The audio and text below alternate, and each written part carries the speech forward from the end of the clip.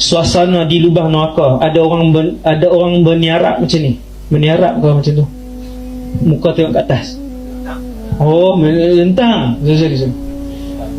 Ada orang berdiri memegang batu besar, lalu dihempapkan ke muka, berkecai batu. Ketika orang yang berdiri mengutip batu itu, maka muka yang berkecai tadi berhimpun semula. Sakit. Kata Rasulullah, aku dibawa ke tempat yang kedua. Waktu tu malaikat dua orang bawa, Jibril dan Mikail yang bawa Nabi, tapi dengan rupa paras manusia. Nabi tanya, dosa apa ni?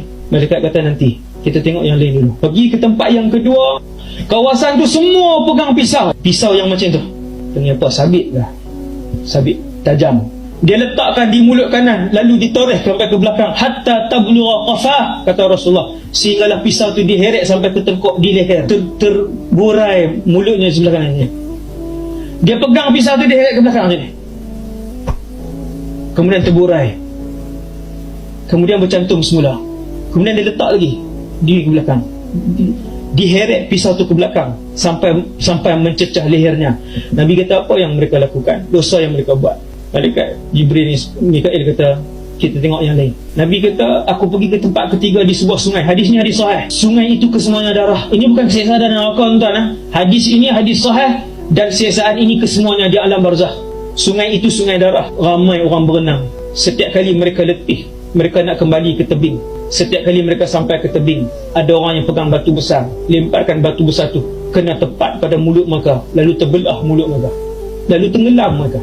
Nabi tanya, apa yang mereka ni buat? Ada lagi satu, ya Rasulullah.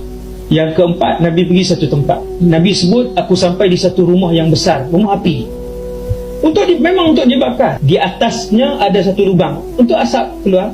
Apabila aku mendekatinya, aku melihat lelaki-lelaki yang telanjang dan wanita-wanita yang telanjang. Apabila api itu marak, melambung-lambung mereka ke atas sehingga hampir terkeluar melalui lubang kecil. Melambung-lambung.